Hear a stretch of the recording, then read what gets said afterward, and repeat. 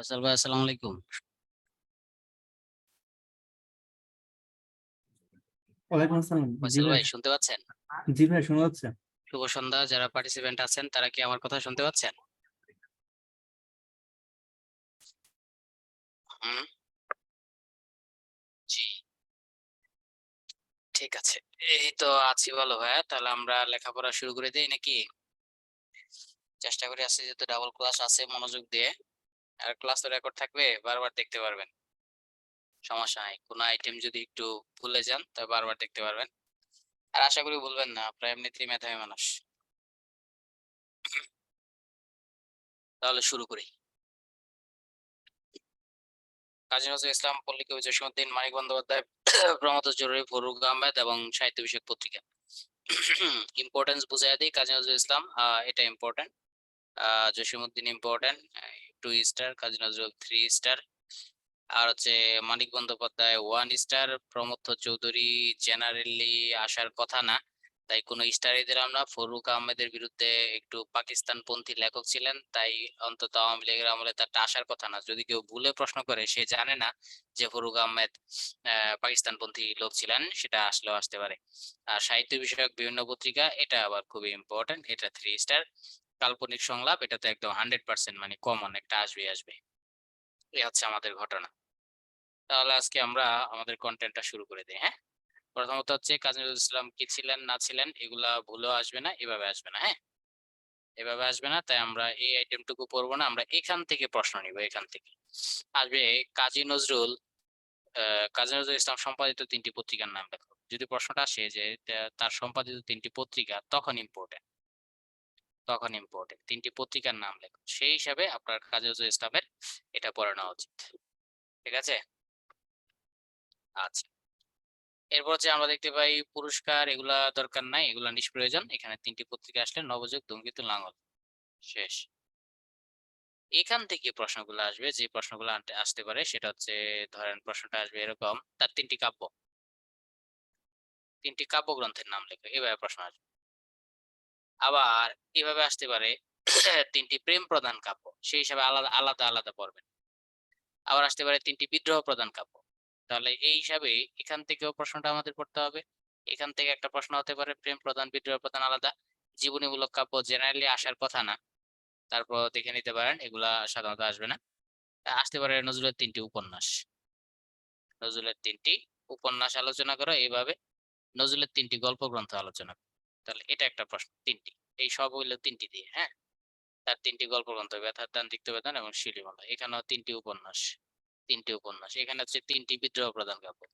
এখানে হচ্ছে 3টি প্রেম প্রধান কাব্য। এগুলো সব 3টি করে। নজরুলের 3টি প্রবন্ধ, এটা ইম্পর্টেন্ট। 3টি প্রবন্ধ, কারণ যেহেতু 3 নাম্বার, তাই সবসময় কিন্তু 3টি আসে, এর বেশি আসে না। নজরুলের 3টি নাটক, তাই এই স্লাইডটাকে সুন্দর করে সাজানো হয়েছে, কোনো সমস্যা নেই। এরপর যেগুলো হচ্ছে বিষয়বস্তু আসবে, যেগুলোর জন্য একদম বিষয়বস্তু উপরে ফেলতে হবে, সেগুলো আমি একটু দাগিয়ে দিচ্ছি। যেমন অগ্নিবীণায় বিষয়বস্তু আলোচনা করো। 41 ছিল তার বিদ্রোহের স্বরূপ আলোচনা করো, তাহলে অগ্নিবীণার বিষয়বস্তু পড়তে হবে আপনাকে।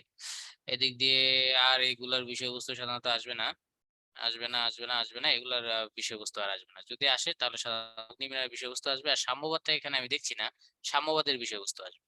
সাম্যবাদ কাব্যটা এখানে দেয় নাই। সাম্যবাদী কাব্যগ্রন্থের বিষয়বস্তু যদি কখনো বিষয়বস্তু আসে, তাহলে এই দুইটার কন্টেন্ট আসবে, যে এই দুইটার কন্টেন্ট আলোচনা করো, অগ্নিবীণার বিষয়বস্তু, সাম্যবাদের বিষয়বস্তু আলোচনা। এরপর এখানে আসতে পারে মৃত্যু ক্ষুধার বিষয়বস্তু আলোচনা করো, মৃত্যু ক্ষুধার বিষয়বস্তু আলোচনা করো এবং কোহেলিকার বিষয়বস্তু আলোচনা করো। এই দুটাকে আমরা আলাদাভাবে গুরুত্ব দিয়ে পড়তে হবে। এটা একবার চলে এসেছে তাই আর আসবে না। রাজবন্দির জবানবন্দি, এটার বিষয়বস্তু আলোচনা করো, এটা একবার চলে এসেছে তাই আসবে না। আর বাকি যা আছে তার বিষয়বস্তু কখনোই আসবে না। এই হচ্ছে নজরুল সংক্রান্ত প্রশ্ন। আর এখানে কোনটি প্রথম, এটা হচ্ছে প্রিলির পড়া, ঠিক আছে? তাহলে এটাও আমাদের এইভাবে পড়াটাও কি নিষ্প্রয়োজন। তাহলে আমাদের এটা পড়তে হবে, তার নিষিদ্ধ গ্রন্থসমূহ 5টি।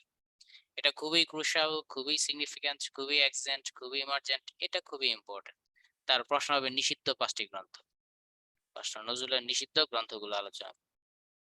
নিষিদ্ধ 5টি গ্রন্থ, 5টি তো আসবে না, সাধারণত আসলে 3টি আসবে, তাহলে 5টি পড়ে নেওয়া ভালো। এই হচ্ছে একটা প্রশ্ন। তাহলে তার নিষিদ্ধ 5টি গ্রন্থ আপনারা সবাই পারেন। অপর পক্ষে আসবে তার নিষিদ্ধ 3টি কবিতা আলোচনা করো। তার নিষিদ্ধ কবিতা সমূহ আলোচনা করো। নিষিদ্ধ কবিতা আলোচনা করো নজরুলের। নিষিদ্ধ কবিতাগুলো লেখো, অথবা নিষিদ্ধ কবিতাগুলো লেখো। এই হচ্ছে নিষিদ্ধ কবিতাগুলো। তাহলে নিষিদ্ধ কবিতাগুলো হচ্ছে তার সর্বপ্রথম নিষিদ্ধ হচ্ছে রক্তাম্বর ধারিণী মা। রক্তাম্বর ধারিণী মা অগ্নিবীণা কাব্যের, এটা হচ্ছে নিষিদ্ধ। তারপর তার নিষিদ্ধ হচ্ছে আনন্দময়ীর আগমন। আনন্দময়ীর আগমন এগুলো হচ্ছে কবিতা, হ্যাঁ, নিষিদ্ধ কবিতা। এটা হচ্ছে নিষিদ্ধ কবিতা। আর যে এতক্ষণ যে পড়েছেন যুগবাণী, এটা হচ্ছে নিষিদ্ধ প্রবন্ধ। যুগবাণী নিষিদ্ধ প্রবন্ধ। এরপর পড়েছে হচ্ছেন প্রলয় শিখা। প্রলয় শিখা এটি তার কাব্য। প্রলয় শিখা কাব্যগ্রন্থ। এরপর পড়েছেন চন্দ্রবিন্দু, এগুলো কিন্তু নিষিদ্ধ, হ্যাঁ। চন্দ্রবিন্দু হচ্ছে, অন্য কালার দিয়ে লিখে দেই, চন্দ্রবিন্দু তার গানের বই। অনেক জায়গায় কাব্য দেওয়া আছে, সেটা ভুল দেওয়া আছে। চন্দ্রবিন্দু তার গানের বই, এটাও নিষিদ্ধ। এরপর হচ্ছে আপনার ভাঙ্গা। ভাঙার গান, এটি তার কাব্য, কাব্যগ্রন্থ আর কি। বিষের বাসি, এটি তার কাব্যগ্রন্থ। তাহলে আপনাকে দুই ভাবে পড়তে হবে। যদি আসে তার নিষিদ্ধ 3টি কাব্য লেখো, এর নিষিদ্ধ 1টি কাব্য, এর নিষিদ্ধ 2টি কাব্য, এর নিষিদ্ধ 3টি কাব্যগ্রন্থ। নিষিদ্ধ কবিতা সমূহ লেখো, তাহলে নিষিদ্ধ কবিতা কিন্তু এই দুইটা, রক্তাম্বর ধারিণীমা এবং আনন্দময়ী রাগ, এই দুটো হচ্ছে নিষিদ্ধ কবিতা, ঠিক আছে। আর চন্দ্রবিন্দু হচ্ছে গানের বই। ওকে, অথবা এবার আসতে পারে তার নিষিদ্ধ 5টি গ্রন্থ লেখো, এটা পড়লেই হবে, হ্যাঁ। দেখি আর কি আছে তার। এই যে অগ্নিবীণার বিষয়বস্তু, এখানের প্রশ্নটা সুন্দর, এটা রিটেনের স্লাইড হয়েছে, একটা উত্তম স্লাইড। অগ্নিবীণার বিষয়বস্তু, অগ্নিবীণা সম্পর্কে আপনারা বেশিরভাগই জানেন, সেটা হচ্ছে 1922 সালে প্রকাশিত। আমি অগ্নিবীণা সম্পর্কে দুই একটা কথা বলে দিই, আশা করি আপনাদের মনে থাকবে। স্লাইডটা পড়লে আপনারা পারবেন, আর আমার ইনফরমেশন গুলো মনে রাখলে সেগুলো লিখে দিলে হবে। অগ্নিবীণা হচ্ছে আপনার 1922 সালে হচ্ছে অগ্নিবীণা কাব্যগ্রন্থটি প্রকাশ। এটা আপনারা সবাই পড়েছেন। এর মধ্যে 12টি কি আছে, কবিতা আছে। এই 12টি কবিতার মধ্যে আপনার রক্তাম্বর ধারিণী মা নিষিদ্ধ। রক্তাম্বর ধারিণী মা নিষিদ্ধ। এই রক্তাম্বর ধারিণী মাকে নিষিদ্ধ করা হয়েছে, এটা মনে রাখবেন। আর অগ্নিবীণার বিষয়বস্তু, বিষয়বস্তু যদি হয় তাহলে এটার বিষয়বস্তু প্রেম, এটার বিষয়বস্তু হচ্ছে বিদ্রোহ, দুটাই বলতে হবে। এটার বিষয়বস্তু প্রেম প্লাস বিদ্রোহ। কারণ দেখেন তিনি বলেছেন মম এক হাতে বাঁকা বাঁশের বাঁশিরে আর হাতে রণতুর্য, তাহলে এটার মধ্যে প্রেম আছে, আর রণতুর্য মানে কি বিদ্রোহ আছে, দুটাই আছে, ঠিক আছে। প্রেমও আছে, বিদ্রোহ আছে, দুটাই আছে। আবার তিনি বলেছেন আমি গোপনে পিয়ার চকিত চাহনি ছল করে দেখা অনুকরণ, সে প্রিয়ার ছলনাময়ী চাহনি দৃষ্টির কথা তিনি বলেছেন। লুকিয়ে লুকিয়ে দেখা প্রেমের সাথে তিনি তুলনা করেছেন। আবার তিনি বলেছেন আমি তন্বীর নয়নের বন্যী, আমি একটা 16 বছরের মেয়ের চোখের আগুন, অর্থাৎ প্রেমও আছে।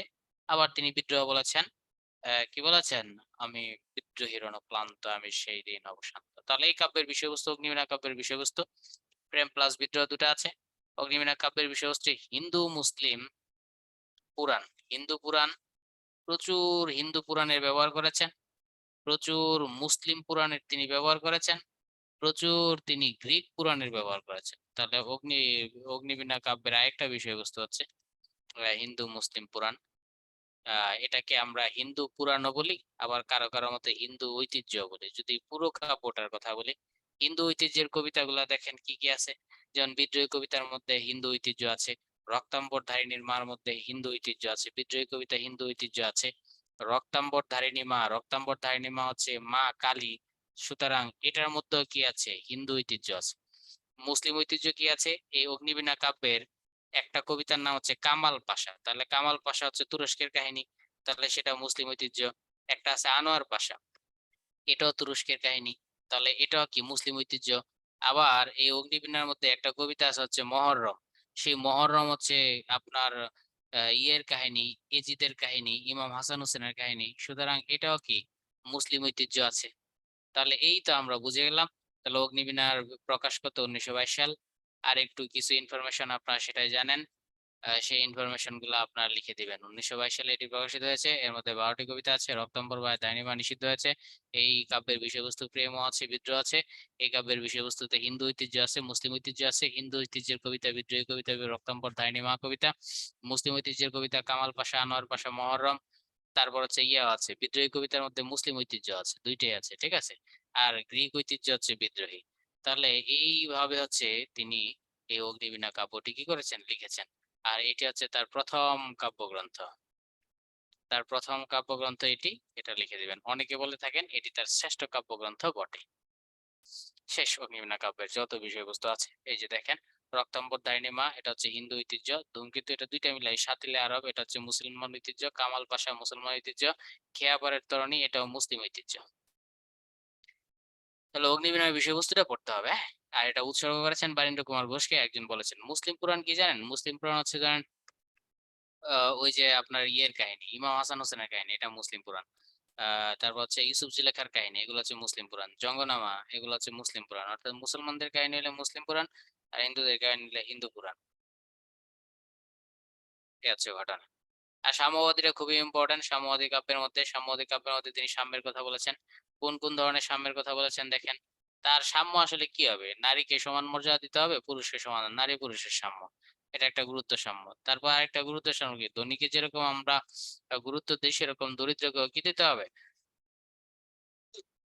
গুরুত্ব দিতে হবে। তাহলে ধনী দরিদ্রের কি? সাম্য। তারপর হচ্ছে উঁচু মানুষকে আমরা যেরকম কদর করি, নিচু মানুষকে সেরকম কি কদর করতে হবে। নিচু মানুষের সাম্য। এ ধরনের কথা তিনি বলেছেন।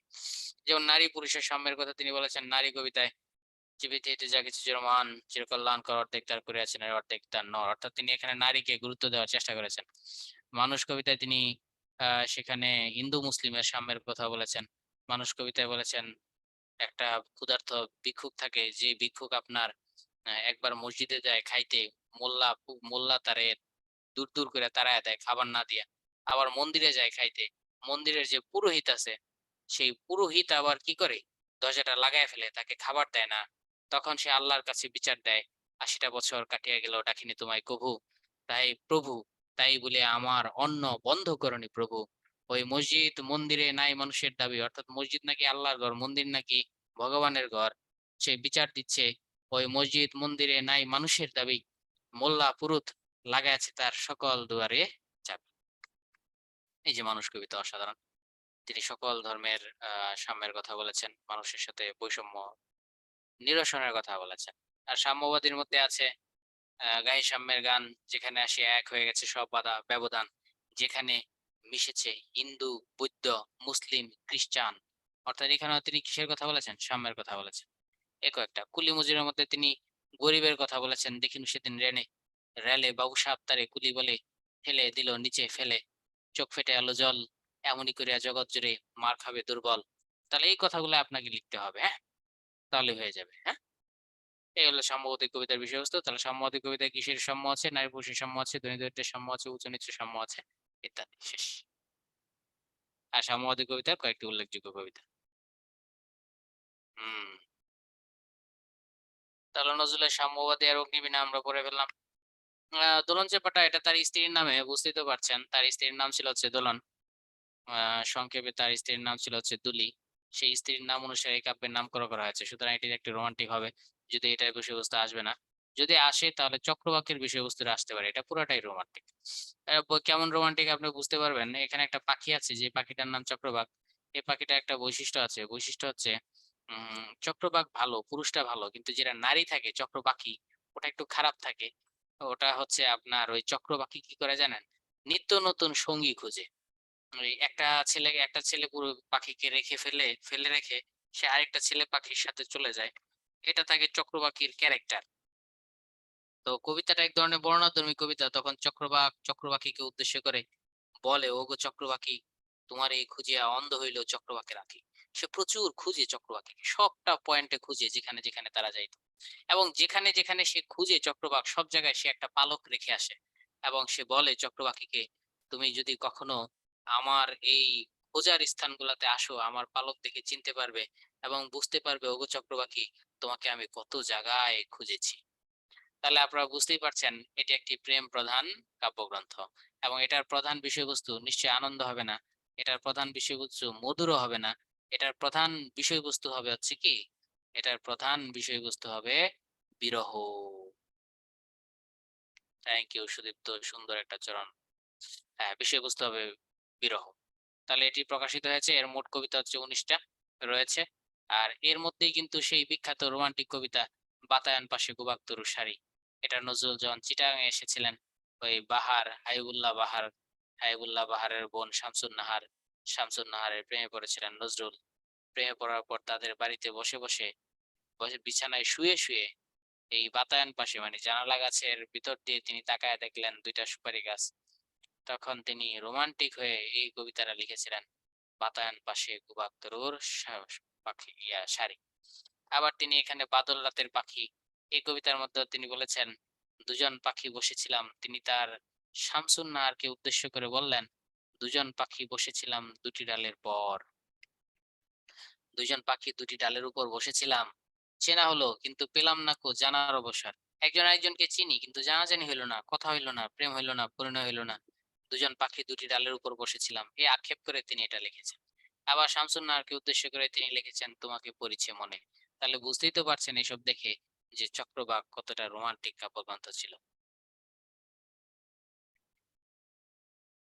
পূর্বভাস্কর ওটা খুব বেশি ইম্পর্টেন্ট আসবে না, রাসূল সাল্লাল্লাহু আলাইহি ওয়াসাল্লামের জীবনী, এখানে এরকম জীবনী আছে, তার চিত্রনামা আরেকটা আছে ইত্যাদি। উপন্যাস নজরুল, প্রবন্ধ নজরুল। প্রবন্ধ যেটা আসার সেটা হচ্ছে রাজবন্দী জবানবন্দি, এটা অলরেডি একবার চলে এসেছে, তাই অত বেশি ইম্পর্টেন্ট নাও হইতে পারে, তারপর পড়ে নিন আপনারা। উপন্যাসের নজরুল, এখানে দুইটা উপন্যাস আপনাকে পড়তে হবে, একটা কোয়েলিকা উপন্যাস, একটা হচ্ছে বাঁধনহারা পত্র উপন্যাস, এটা লাগে না, মৃত্যুকথা উপন্যাস, এই দুইটার বিষয়বস্তু আপনাকে পড়তে হবে। ঠিক আছে, আমি দেখি পরের কন্টেন্টে কি আছে। আচ্ছা, এখানে দেখা যায় যে মৃত্যুকথা উপন্যাস আর কোয়েলিকা আলোচনা করে নাই, আমি একটু আলোচনা করি, হ্যাঁ। কোয়েলিকা উপন্যাস, কোয়েলিকা উপন্যাস শুনলে রোমান্টিক মনে হয়, আসলে নামটা রোমান্টিক থেকেই নেওয়া হয়েছে। অনেকগুলা বন্ধু থাকে, একটা মেসের মধ্যে থাকে, এই অনেকগুলা বন্ধু মেসের মধ্যে একজন আরেকজনকে জিজ্ঞাসা করতেছে, তোর কাছে নারী কি, তোর কাছে নারী কি, তোর কাছে নারী কি। এক একজন নারী সম্পর্কে এক এক বড় বড় জ্ঞান গর্বের কথা বলতেছে। এর মধ্যে একজন বলছে, আমার কাছে নারী হচ্ছে একটা কোয়েলিকা। তখন এই উপন্যাসের নামকরণ হয়েছে কোয়েলিকা। কিন্তু কোয়েলিকা উপন্যাসের যে ক্যারেক্টার গুলা, সে একটা ক্যারেক্টার হচ্ছে জাহাঙ্গীর। জাহাঙ্গীর একজন বিপ্লবী থাকে, বিপ্লবী। বিপ্লবী তো বুঝেন আপনারা, বিপ্লবী ক্ষুদিরামের মতো, যাদের বিপ্লবীদের কয়েকটা জিনিস নিষিদ্ধ ছিল। এক হচ্ছে বিপ্লবীদের প্রেম নিষিদ্ধ ছিল, দুই হচ্ছে বিপ্লবীদের সংসার নিষিদ্ধ ছিল। এই দুইটা জিনিস বিপ্লবীদের কিন্তু নিষিদ্ধ ছিল।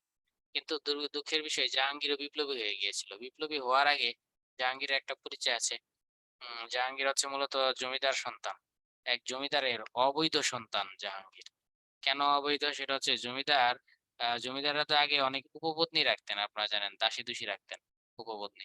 সেই দাসীর সন্তান হচ্ছে জমিদারের, বিবাহ ছাড়া দাসীর সন্তান হচ্ছে জাহাঙ্গীর। একসময় যখন জাহাঙ্গীর জানতে পারে সে জমিদারের অবৈধ সন্তান, তখন জাহাঙ্গীর এই জমিদারের সম্পত্তির প্রতি আর তার কোনো লোভ থাকে না। সে বলে, ওই সম্পত্তি আমার না। তার তার মা, একসময় জমিদার মারা যায়, তার মা এই মানে যিনি দাসী ছিল তার মা এই প্রধান হয়ে যায়, প্রধান জমিদার। কিন্তু মায়ের সাথে তার মনোমালিন্য, সে ওই জমিদারের সম্পত্তি ভোগ করবে না। তখন সে এই জীবন কি করবে, তখন সে বিপ্লবে যোগদান। কোয়েলিকা উপন্যাসে দেখতে পাই তখন আমরা, সে বিপ্লবে অংশগ্রহণ করে, হ্যাঁ। আর এখানে নায়িকা ছিল তাহমিনা। এই তাহমিনা হচ্ছে আবার জাহাঙ্গীরের বন্ধুর বোন। এই জাহাঙ্গীরের বন্ধুর বোন এই বন্ধুর বাড়িতে একবার বেড়াতে যায় এক ঈদে।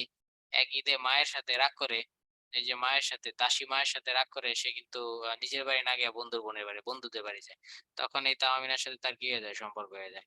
একসময় তার মা এই ঘটনা জানতে পারে, তাহমিনার সাথে তার সম্পর্ক হয়েছে।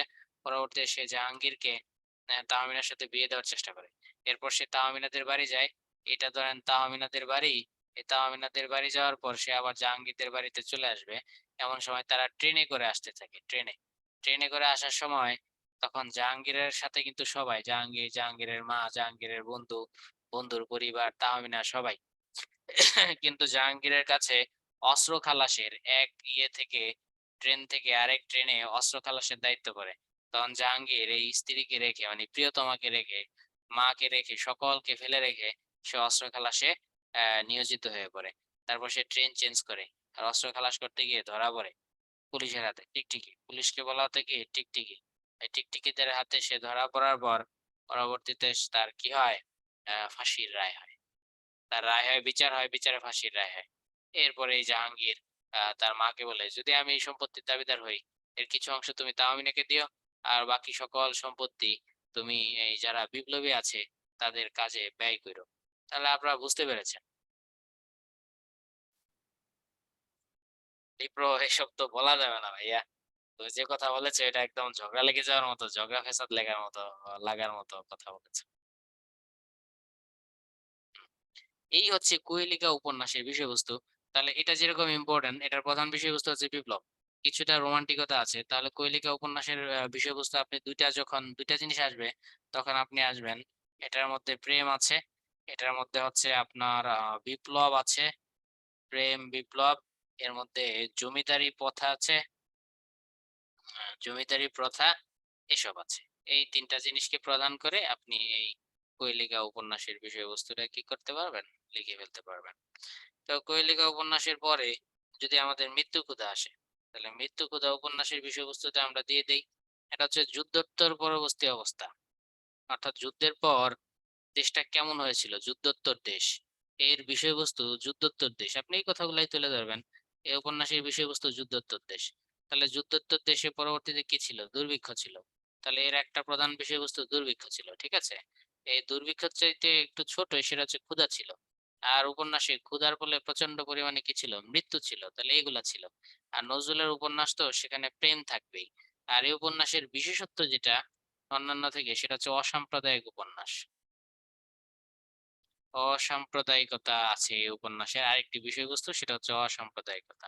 কেন আমরা এই উপন্যাসে অসাম্প্রদায়িকতা দেখতে পাই সেটা আমরা একটু দেখি। এই উপন্যাসের কাহিনীতে আমরা দেখতে পাবো ৩ টা পরিবার আছে। এক হচ্ছে একটা মুসলিম পরিবার আছে, তারপর হচ্ছে একটা খ্রিস্টান পরিবারও এখানে আছে, আবার এখানে একটা হিন্দু পরিবারও আছে। এই ৩ টা পরিবারের কাহিনী এখানে মিশে গেছে, তাই এটি একটি অসাম্প্রদায়িক উপন্যাস। এখানে মুসলিম পরিবারের মধ্যে আমরা দেখতে পাই একজন মা থাকেন, বিধবা, অর্থাৎ মা ও বিধবা। এরপর উনার পুত্র, ৩ পুত্রবধূ থাকে। তাহলে প্রশ্ন হচ্ছে এই মায়ের ৩ পুত্রবধূ আছে, কিন্তু পুত্ররা কোথায়?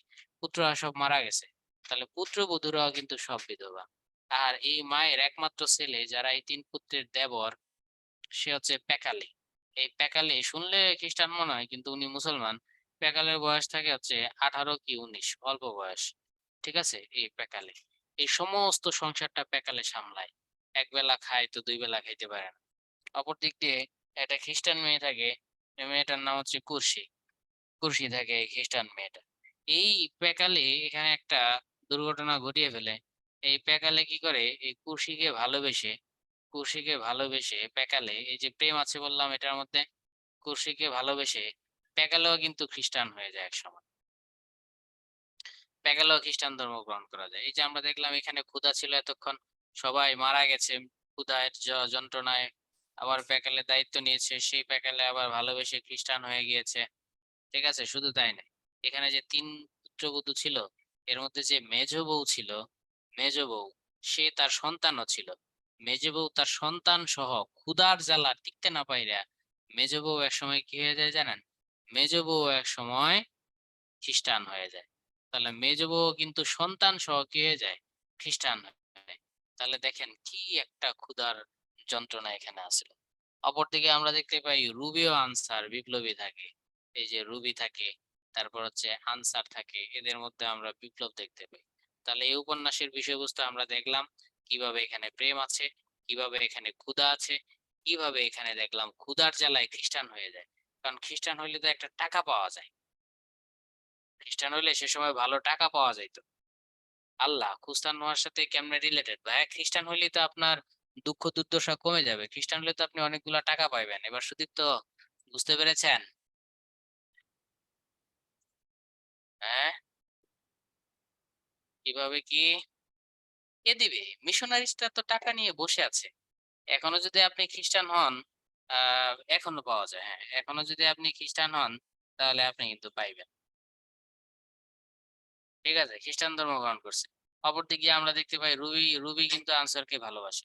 কিন্তু রুবি আনসারকে ভালোবাসলো, রুবির পিতা আনসারের সাথে বিয়ে না দিয়া ওই মনে করেন একজন প্রতিষ্ঠিত, মানে ওই বিশেষ ক্যাডার বলতে পারেন আরকি। প্রতিষ্ঠিত আপনার ওই ইয়ার সাথে বিয়ে দিয়ে দেয়। ছেলের সাথে বিয়ে দিয়ে দেয়। ওর নাম হচ্ছে মোয়াজ্জেম। এই মোয়াজ্জেমের সাথে কিন্তু আপনার বিয়ে দিয়ে দেয় রুবির। রুবির যখন মোয়াজ্জেমের সাথে বিয়ে দেওয়া হয়, কিন্তু দুঃখের বিষয় মুয়াজ্জেম যায় কয়দিন পর মইরে। তো মুয়াজ্জেম এই যে দেখেন মৃত্যু আছে। এই উপন্যাসের প্রধান বিষয়বস্তু কিন্তু মৃত্যু এবং ক্ষুধা। মৃত্যু আবার মুয়াজ্জেম গেছে গা মইরা অসুস্থ হইয়া। মুয়াজ্জেম মারা যাওয়ার পর রুবির অবস্থা কি এবার তো বুঝতেই পারছেন। রুবির জীবনটা খুবই করুণ হয়ে যায়। ঠিক না? এরপর রুবি যখন করুণ হয়ে যায়, এদিক দিয়ে রুবির আর আনসারের সাথে আবার প্রেম শুরু হয়। ঠিক আছে? এই আনসার কিন্তু একসময় খুবই দেশপ্রেমিক ছিল, খুবই সমাজকর্মী ছিল। এই আনসারের সংসার ভাল লাগতো না। শুধু দেশ, দেশ করতো, শুধু সমাজ, সমাজ করতো। সেই আনসারই কিন্তু একসময় আবার রুবির কি হয়? আশ্রয় হয়। এইভাবে আমরা দেখতে পাই আমাদের আ এই উপন্যাসটা এগিয়ে যায়। তাহলে উপন্যাসটার প্রধান বিষয়বস্তু আমরা কি দেখতে পাচ্ছি? ১ নাম্বার দেখতে পাচ্ছি এখানে প্রেম আছে।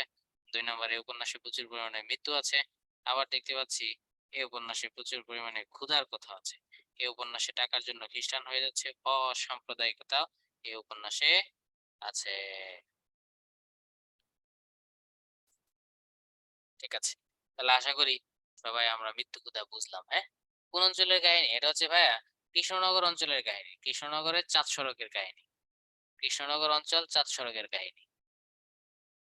তাহলে আমরা এই ২ টা উপন্যাস হইল? বলেন তো একটু হবে কি হবে না নাকি আরো বলতে হবে? নজরুলের বিশেষ করে ২ টা উপন্যাস 'কোয়েলিকা' আর হচ্ছে 'মৃত্যু কথা' এই ২ টাই আপনাকে বলতে হবে।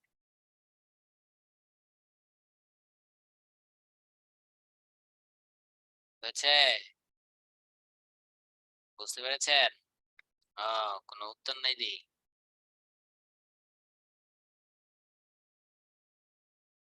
জি ভাইয়া, জি, জি। Thank you.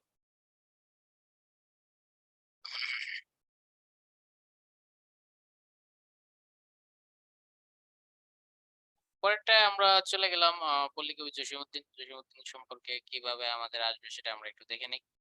জসীমউদ্দিনের এখানে অনেক প্রশ্ন আছে। প্রশ্ন হচ্ছে এখানে কাব্যগ্রন্থ। তার ৩ টি কাব্যগ্রন্থ। প্রশ্ন তো হবে জসীমউদ্দিনের ৩ টি কাব্যগ্রন্থ আলোচনা করো। এভাবে। জসীমউদ্দিনের ৩ টি কাহিনী কাব্য লিখো। কাব্যগ্রন্থ আসতে পারে, কাহিনী কাব্য আসতে পারে। আবার আসবে জসীমউদ্দিনের ৩ টি নাটকও আছে। অনেক নাটক সে লিখেছে। নাটক আলোচনা করো। তারপর জসীমউদ্দিনের ৩ টি ভ্রমণ কাহিনী আলোচনা করো। ভ্রমণ কাহিনী আলোচনা। এরপর হচ্ছে জসীমউদ্দিনের ৩ টি শিশুতোষ রচনা আলোচনা করো। জসীমউদ্দিনের ৩ টি শিশুতোষ রচনা আলোচনা। এভাবে। এখন একটু খেয়াল করে দেখেন তো ১ আর ২ নাম্বারের বিষয়টা আপনারা জানেন নাকি জানেন? যদি জানেন তাহলে আলোচনার প্রয়োজন নাই। আর যদি না জানেন তাহলে আমি একটু কথা বলে দিতে চাই। ইয়েস অর নো একটু কমেন্টস করে বলতে হবে। জানেন? আচ্ছা, তাহলে আমি বলে দিচ্ছি, হ্যাঁ? ওকে। দেখেন, এই যে কাব্যগ্রন্থগুলা এগুলাকে বলা হয় খন্ডকাব্য। খন্ডকাব্য মানে কি? মনে করেন রাখালি কাব্যগ্রন্থের মধ্যে ১৮ টা কবিতা আছে। এই ১৮ টা কবিতা। এই ১৮ টা কবিতা আলাদা, আলাদা কবিতা। এগুলাকে বলা হয় খন্ডকাব্য। যেমন আমরা বিদ্রোহের মধ্যে দিছি ১২ টি কবিতা। বিদ্রোহ কিন্তু একটি খন্ডকাব্য। কিন্তু আপনি যদি খেয়াল করে দেখেন যে 'সুজনবাদী আর ঘাট' এটা কিন্তু একটা কাহিনী। এখানে নায়ক থাকে সুজন আর নায়িকা থাকে দুলি। এই যে সুজনের কাহিনী শুরু হইছে ছোটবেলায় তো সুজন আর দুলি একসাথে মেলামেশা করতো। বড় হওয়ার পর তাদের মধ্যে প্রেম হয়ে গেল গা। সুজন ছিল মুসলমান, দুলি ছিল হিন্দু। এরপর হিন্দু আর মুসলমানদের মধ্যে মারামারি হইল। তাদের প্রেম আর ঘটল না। অপহরণ মামলা দিয়ে দিল সুজনের বিরুদ্ধে, জেলে গেল এইসব কাহিনী। তাহলে এক কাহিনীতে কাব্য শেষ। সুতরাং এটি একটি কাহিনী কাব্য। নকশিকাঁথার মাঠও আপনারা পড়েছেন যে সাজু আর রূপাই তাদেরও ছোটবেলা তারা আত্মীয় ছিল একসাথে মেলামেশা করতো দেখাশোনা হয়েছে তাদের তারপর তাদের প্রেম হয়ে যায় প্রেম হয়ে যাওয়ার পর মারামারি কাটাকাটি খুনের মামলার আসামি বিরাগী এসব তাহলে একটা কাহিনীতে শেষ তাহলে এটাও কিন্তু আপনার কি একটি কাহিনী কাব্য আবার দেখবেন মাঝে জননী কান্দে এটাও কিন্তু একটি কাহিনী কাব্য তাহলে কিন্তু তার ৩টা কাহিনী কাব্য আমরা পাওয়া গেলাম আর কাহিনী কাব্য ছাড়া বাকি যা আছে তার সবই হচ্ছে কি তার সবই হচ্ছে খন্ডকাব্য। তাহলে জসীমউদ্দিনের কাহিনী কাব্য। ৩ টি কাহিনী কাব্য। এই হচ্ছে প্রশ্ন। তাহলে ৩ টি কাহিনী কাব্য ইতিমধ্যে আমরা যেটা জানি সেটা হচ্ছে বিখ্যাত কাহিনী কাব্য নকশিকাঁথার মাঠ। হুম। আরেকটি বিখ্যাত কাহিনী কাব্য সুজন বাদিয়ার হাট। হ্যাঁ। আরেকটি কাহিনী কাব্য মা যে জননী কান্দে। এই তো হয়ে গেল। এবার যদি আছে জসীমউদ্দিনের ৩ টি কাব্য লেখো।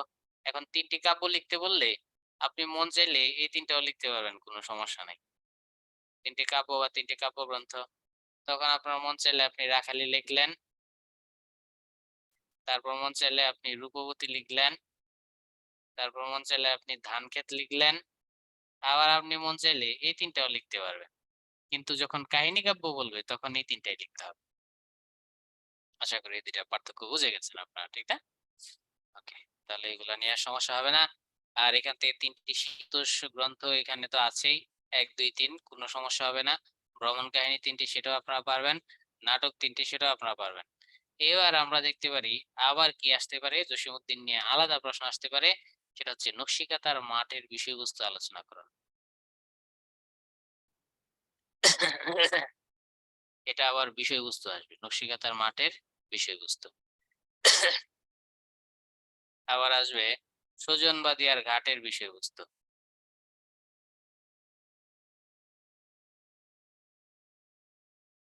ঘাটের বিষয়বস্তু। আবার আসতে পারে কাহিনী কাব্যে জসীমউদ্দিনের অবদান। কাহিনী কাব্যে জসিমের অবদান। এভাবে আসে। ঠিক আছে?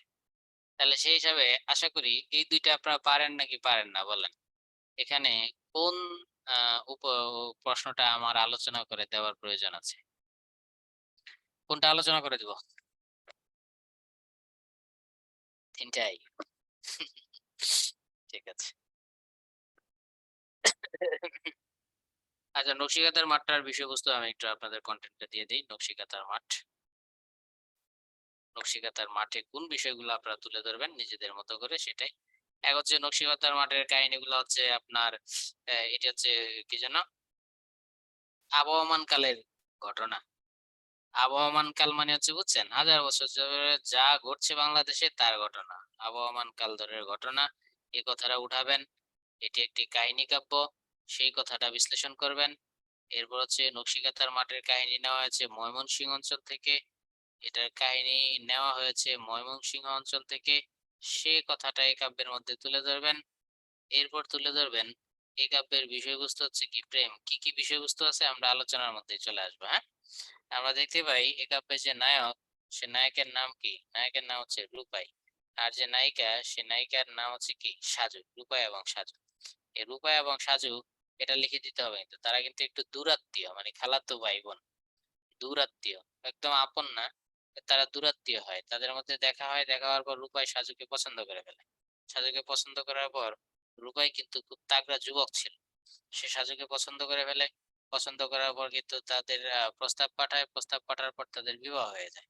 বিবাহ হয়ে যাওয়ার পর কিছুদিন পর ময়মনসিংহ অঞ্চলের মানুষ এই যে ২ টা ক্ষেত আছে এটা হচ্ছে আইল।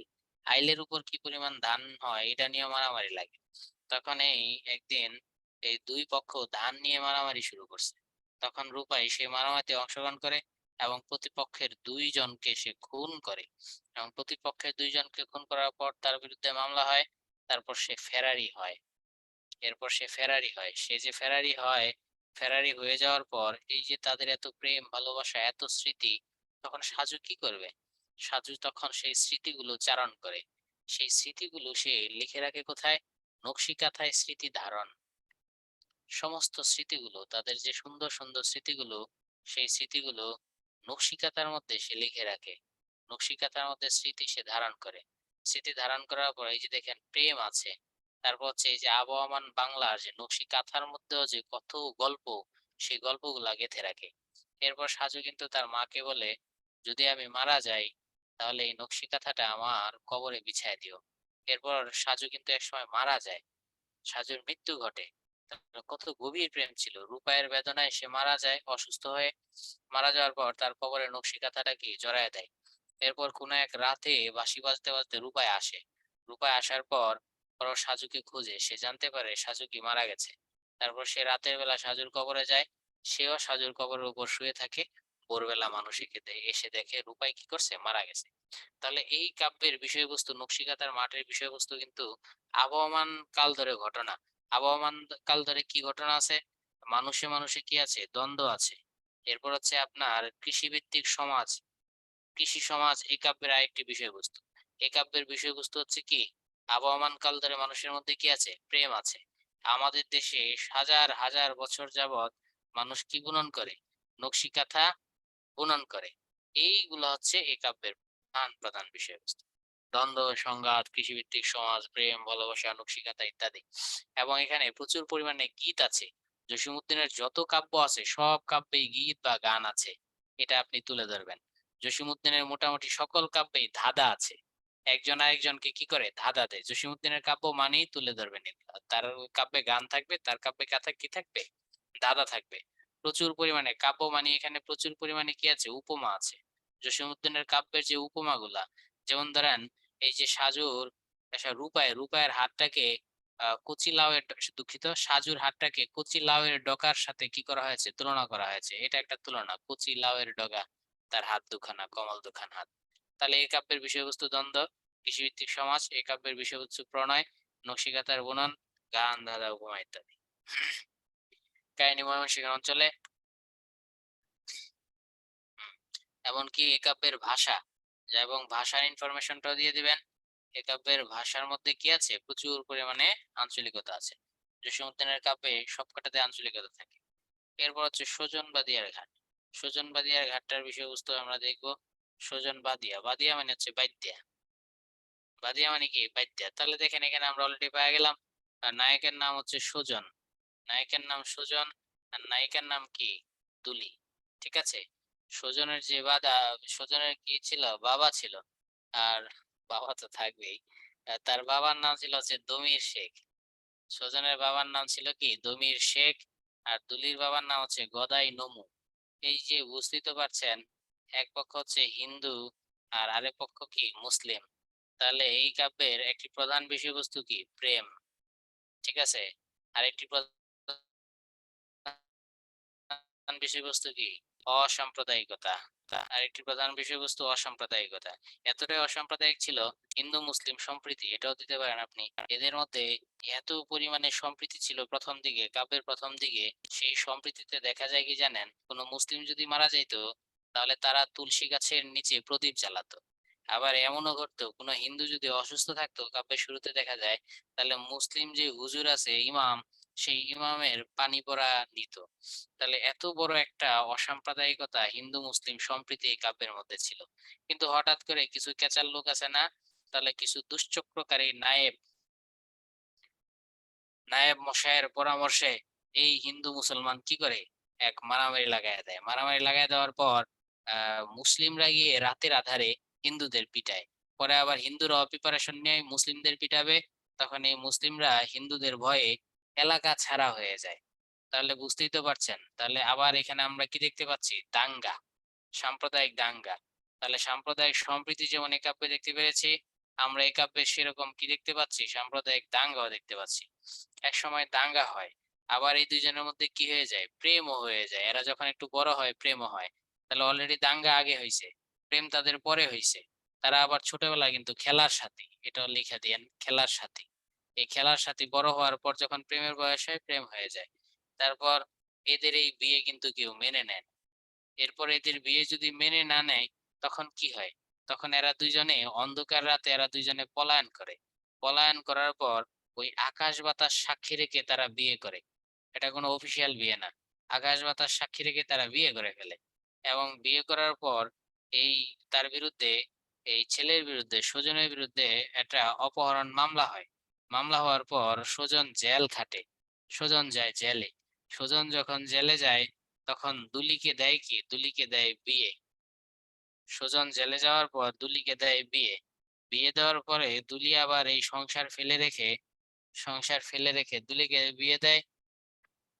পরবর্তীতে দুলি আবার এই সংসার ফেলে রেখে কি চলে আসে। এমনকি দুলির স্বামীও শেষ হয়ে যায়। এরপর আবার সুজন আবার যখন জেল থেকে বের হয়, তখন দুলিকে পায় না। সুজন তখন এই বাদ্যা সাজে। বাদ্যা সাজে একটা ঝাঁপি নিয়ে জায়গায় জায়গায় বিভিন্ন জিনিসপত্র, মেয়েদের হরেক মাল বিক্রি করে।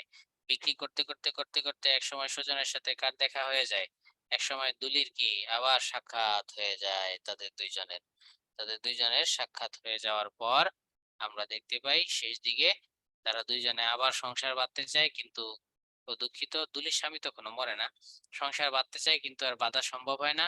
এদিক দিয়ে দুলি বলে আমার সংসার আছে, সম্ভব না। সুজন বলে তোমাকে ছাড়া বাঁচবো না। এরপর তারা দুইজনে আবার এই বাইদ্যার ঘাটে যায়। বাইদ্যার ঘাটে গিয়ে পরের দিন তাদেরকে মৃত অবস্থায় পাওয়া যায়।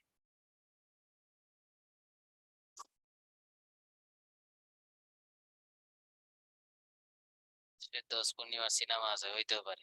তাহলে এই যে বিষয়বস্তু আমরা পেয়ে গেছি, এখানে প্রেম আছে, অসাম্প্রদায়িকতা আছে, হিন্দু মুসলিম সম্প্রীতি আছে, আবার কিন্তু এখানে দাঙ্গাও আছে, আবার এখানে ঘর থেকে পলান, এসব সব আছে। তাহলে আশা করি আমরা কাহিনী কাব্যটাও বুঝতে পারলাম। নকশিকাঁথার মাঠের বিষয়বস্তু, সুজনবাদের ঘাটের বিষয়বস্তু, এগুলো ক্লিয়ার। এই যে দেখেন নকশিকাঁথার মাঠের বিষয়বস্তু আলোচনা করে, এখানে সংক্ষেপে লিখছে, আপনার একটু পুরাটা লিখে দিবেন। এখানেও খুবই সংক্ষেপে লিখছে, এটা পরে হয়তো বা বুঝবেনও না, এটা পরে বুঝাও করি না। আচ্ছা, সাধারণত কবর নিয়ে প্রশ্ন আসবে না, তারপর যদি কারো মন চায় এটা পড়ে ফেলেন, সাধারণত আমি এটা না পড়ার নির্দেশ করছি। আর লোকসঙ্গীত ও জসীমউদ্দিন, জসীমউদ্দিন তো লোকসাহিত্য, আপনারা জানেন লোকসাহিত্যের সাথে তিনি জড়িত ছিলেন, ময়মনসিংহ এলাকায় দীর্ঘদিন ছিলেন। তিনি তার শিক্ষক দীনেশ চন্দ্র সেনের সাথে লোকসাহিত্য সংগ্রহ করেছেন, তাই তার গানের মধ্যে লোকসঙ্গীতের ব্যাপক প্রভাব আছে। তার গানের সংকলন যদি মন চায় পড়ে নিন, রঙিলা নায়ের মাঝি, জারি গান, গাঙ্গের পর মুর্শিদি গান। তার গানগুলা দেখলেও আপনারা অবাক হবেন, সুন্দর সুন্দর গান। মাঝি বায়া যাও রে, কাজল ভ্রমরে রে, আমার সোনার ময়না পাখি, আমার হার কালা করলাম রে, তারপর হচ্ছে আমায় ভাসাইলি রে, আমায় ডুবাইলি রে, আমায় এত রাতে কেন ডাকলি, নদীর কুল নাই কিনার নাই, শীতে যাইও ফুলো বনে। এই সবগুলা কিন্তু বিখ্যাত গান। পড়তেও পারেন, নাও পড়তে পারেন, অতটা প্রয়োজন নাই। ঠিক আছে।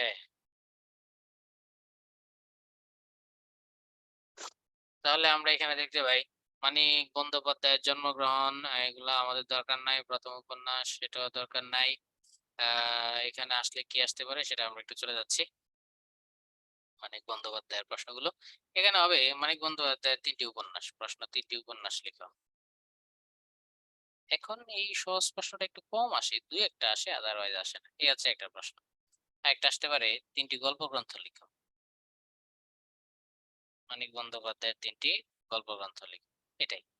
এরপর যদি আবার কন্টেন্ট আসে, বিষয়বস্তু আছে, তাহলে বিষয়বস্তু আসলে এখানে সাধারণত আসবে বিষয়বস্তু আসবে এক হচ্ছে পুতুল নাচের ইতিকথা, আর হচ্ছে পদ্মা নদীর মাছ। এই দুইটার বিষয়বস্তু পড়লে আর কিছু লাগবে না, ঠিক আছে। বিষয়বস্তু করতে হবে পদ্মা নদীর মাঝি আর পুতুল নাচের ইতিকথা, এর বাইরে আর কোনো কিছু বিষয়বস্তু আসবে না। এরপর যদি এখানে একটা কথা আছে, মানিক একজন মার্ক্সবাদী ঔপন্যাসিক।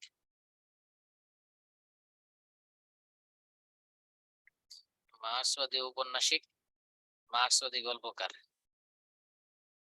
অর্থাৎ তিনি এই মার্ক্সবাদী শ্রমিকদের পক্ষে লিখেছেন। যদি এটা আসে তাহলে এই ছোট বকুলপুরের যাত্রী, এটা হচ্ছে তিনি শ্রমিকদের পক্ষে লিখেছেন, ছোট বকুলপুরের যাত্রী। তারপর হচ্ছে আপনার এই হলুদপুরা, এটা এগুলো হচ্ছে শ্রমিকদের, ফেরিওয়ালা, এগুলো হচ্ছে তিনি শ্রমিকদের পক্ষে লিখেছেন। তখন এই তিনটা মনে রাখলে খুব উপকারে দেবে। ঠিক আছে, তাহলে সবাই পদ্মা নদীর মাঝি আপনারা জানেন, এর মধ্যে বলেন শুধু পুতুল নাচের ইতিকথা জানেন নাকি জানেন না? পুতুল নাচের ইতিকথা জানো? তাহলে পুতুল নাচের ইতিকথাটা আমি একটু সংক্ষেপে বলে দিই। আচ্ছা, পুতুল নাচের ইতিকথা।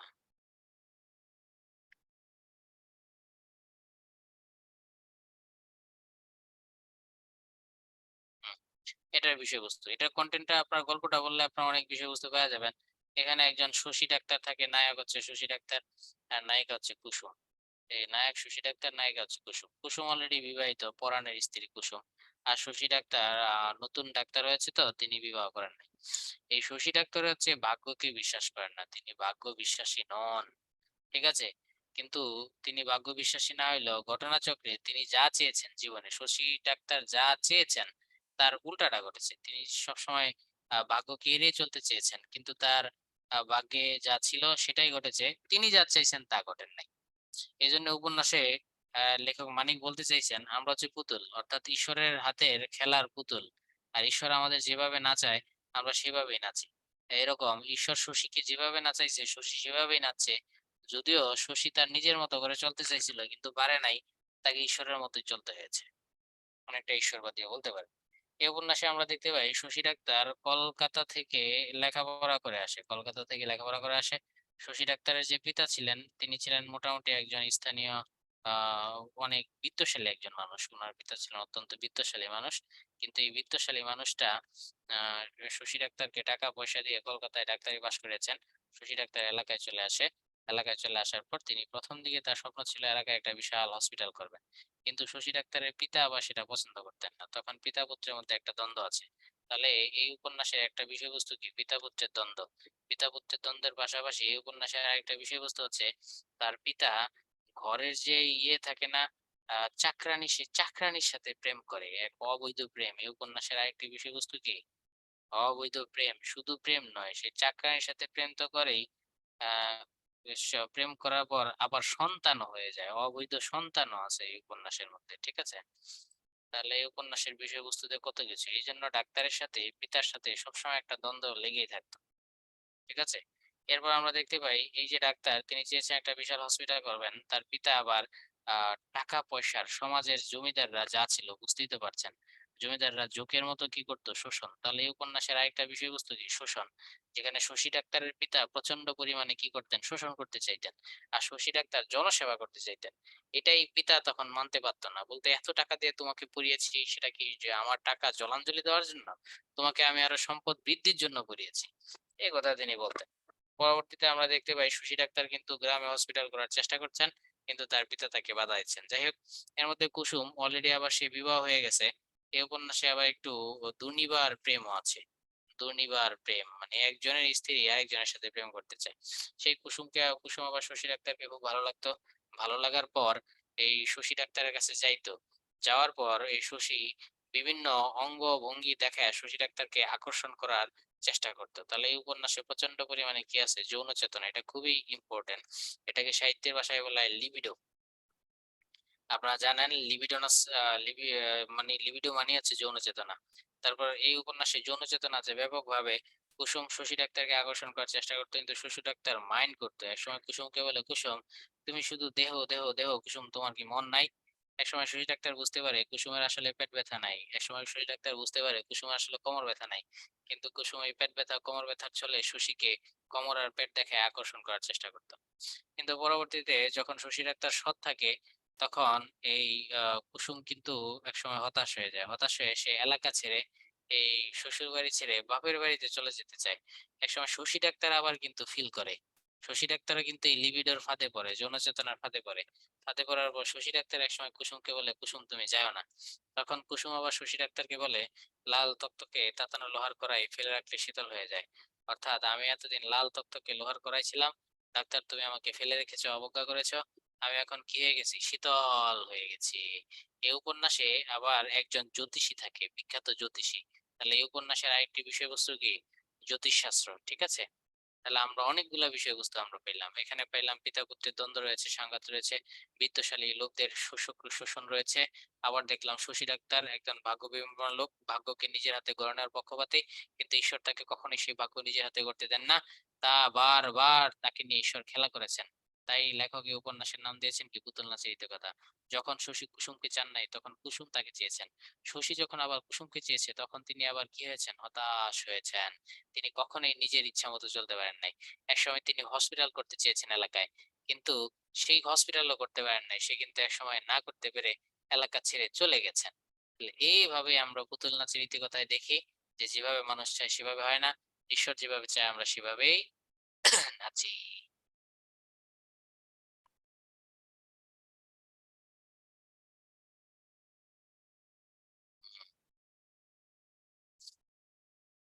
আপনারা আরো অবাক হবেন, এই শশী ডাক্তারের যেই তার পিতার যে অবৈধ সন্তান, অর্থাৎ শশী ডাক্তারের যে ছোট ভাই, এই ছোট ভাইটার জন্ম হয়েছে শশী ডাক্তারের হাতে। মানে তখন দাইমার ক্রাইসিস দেখা দিয়েছে এবং ডেলিভারিতে ওই মহিলার খুবই অবস্থা খারাপ ছিল। এই শশী ডাক্তারের সহায়তায় ওই ডেলিভারি হয়েছে।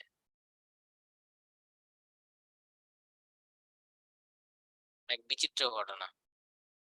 ভালো, পুতুল নাচের ইতিকথা অনেক সুন্দর, মানবীয় টানাপোড়েন সব আছে এখানে। তাহলে পুতুল নাচের ইতিকথায় এই যে ফ্রয়েডীয় চেতনার কবি, ফ্রয়েডীয় চেতনা এক ধরনের যৌন চেতনা, ঠিক আছে। যৌন চেতনা পুরোপুরি না, একটু ভিন্নতা, কিন্তু আশা কাছাকাছি। মানিক বন্দ্যোপাধ্যায়ের সব উপন্যাস যদি আসে, মানিক বন্দ্যোপাধ্যায়ের লিবিডো চেতনার উপন্যাসিক, এটা আমি আপনাকে দিয়ে দিই। মানিক বন্দ্যোপাধ্যায়ের লিবিডো চেতনার উপন্যাস সমূহ আলোচনা করো। তার লিবিডো চেতনার উপন্যাস অনেকগুলা, মানে তার যৌন চেতনার উপন্যাসে ভরা ভাই। তার দিবারাত্রি কাব্য, এখানে আমরা দেখতে পাই হেরম্ব। হেরম্ব কিন্তু এখানে দিবারাত্রির কাব্য, এখানে আমরা দেখতে পাই হেরম্ব একটা অবৈধ প্রেম করে। তার যে আপনারা পদ্মা নদীর মাঝি পড়েছেন, সেই পদ্মা নদীর মাঝিতেও কিন্তু আপনারা দেখেছেন শালির সাথে কি আছে, অবৈধ প্রেম, তাহলে এখানে যৌন চেতনা আছে। আবার এখানে আমরা দেখতে পাচ্ছি পুতুল নাচের ইতিকথা। এই পুতুল নাচের ইতিকথার মধ্যে আমাদের কি আছে, লিবিডো চেতনা বা যৌন চেতনা আছে। তার উপন্যাস পড়লে আপনার মধ্যে এক ধরনের কেমন কেমন লাগবে। এই কেমন কেমন লাগাটা আছে যৌন চেতনা। এমনকি তার গল্পে গল্পে যেরকম শ্রমিকের কথা আছে, যেমন আমরা দেখেছি শ্রমিকের কথা আছে কোনটা, ছোট বকুলপুরের যাত্রী। এখানে শ্রমিকের কথা আছে, আপনারা বুঝবেন না নাহলে বললে ছোট বকুলপুরের যাত্রী। এই গল্পটায় শ্রমিকের কথা কিভাবে আছে, কারণ এখানে একজন শ্রমিক থাকে যিনি কলকারখানা থেকে ছাঁটাই করে, আন্দোলন করার দায়ে বারবার তাকে ছাঁটাই করে। এরপরে ছোট বকুলপুরের যাত্রী যেহেতু চাকরি গেছে গা, শ্বশুর বাড়িতে রওনা করে। শ্বশুর বাড়িতে রওনা করার পরও দেখে রাস্তায় শ্রমিক পক্ষের সাথে মালিক পক্ষের গন্ডগোল। এরপর সে গন্ডগোলের ভিতরে প্রবেশ করে ওই গন্ডগোলে সে মারা যায়। এই যে শ্রমিক আন্দোলনের লেখা তিনি লিখেছেন। তার যে গল্প আছে প্রাগ ঐতিহাসিক, এখানেও যৌন চেতনা আছে, আপনারা পড়েছেন প্রাগ ঐতিহাসিক। অর্থাৎ তিনি যে লিবিডো চেতনার লেখক আমি সেটাই বোঝাচ্ছি। এই প্রাগৈতিহাসিকের মধ্যে যৌন চেতনা কিভাবে আছে, এই যে ভিখু, ভিখু থাকে একটা ডাকাত, ডাকাত থাকে ভিখু। এই ভিখু ডাকাতি কইরা দুইজন মানুষকে খুন করে তারপর সে প্রহ্লাদ নামে তার একটা বন্ধুর বাসায় যায়। ওই বন্ধুর বাসায় যাওয়ার পর বন্ধুর বউয়ের দিকে আবার ভিখু নজর দেয়। যে বন্ধু তাকে আশ্রয় দিছে রাতের বেলা সেই বন্ধুর বউয়ের দিকে আবার সে নজর দেয়। এরপর বন্ধু তাকে তাড়ায় দেয়। তাড়ায় দেওয়ার পর সে নতুন একটা জায়গায় চলে আসে। ভিখু দুইটা খুন করে ঠিকই, ভিখু কিন্তু নিজে একটা কোপ খায়, তার এক হাত অবস্থা খুব খারাপ হয়ে যায়। সেই হাতটাকে ভালো করে দেয় বন্ধু চিকিৎসা করে করে, সে বন্ধুর বইয়ের দিকে নজর দেয়। বন্ধু তারা দিলে নতুন জায়গায় চলে আসে ভিক্ষা করে। ভিক্ষা করতে গিয়া দেখে পাঁচি নামে এক নারী আছে, সেও ভিখু, সে থাকে খোড়া। এই পাঁচির দিকে আবার কি দেয়, নজর দেয়। অর্থাৎ যেখানেই যায় সে কিন্তু নারী ছাড়া কি করতে পারে না, চলতে পারে না। হ্যাঁ, তাহলে আমরা দেখতে পাচ্ছি তা তিনি একজন লিবিডো চেতনার লেখক। পদ্মা নদীর মাঝিটা আপনারা সবাই পারেন। পুতুল নাচের ইতিকথা আমরা দেখছি যে সৃষ্টিকর্তার প্রতি ডক্টর শশীর কোনো বিশ্বাস নেই, কিন্তু শশী যা চায় তা কখনোই সে চেয়ে করতে পারে না, বরং ঈশ্বর তাকে পুতুলের মতো ইচ্ছা করে নাচায়। তাহলে এখানে ক্ষয়িষ্ণু সমাজের প্রেম মানে অবৈধ প্রেম যেটাকে বলি, এখানে প্রেম আছে, অবৈধ প্রেম আছে, অবৈধ সন্তানের কথা আছে, এখানে বীরতা আছে, দেশ আছে, পারস্পরিক সহমর্মিতা উপজীব্য করে লেখা উপন্যাস।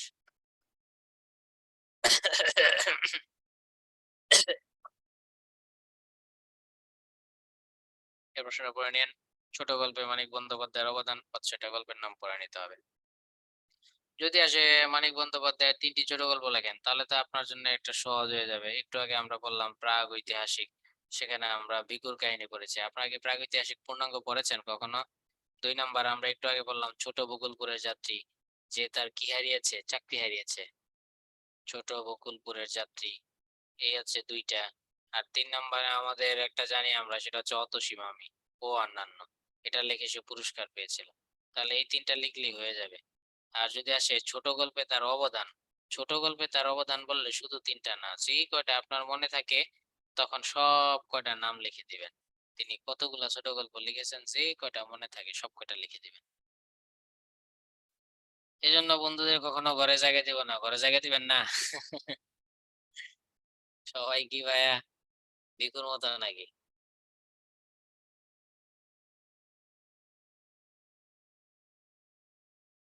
ভিখু পরে কিন্তু পাঁচিরে লাস্ট পর্যন্ত পাইছিল, যখন দেখেন সে পাঁচিকে ভালোবেসে ফেললো। পাঁচি ছিল ঘোড়া আর ভিখুর ছিল হাত কাটা।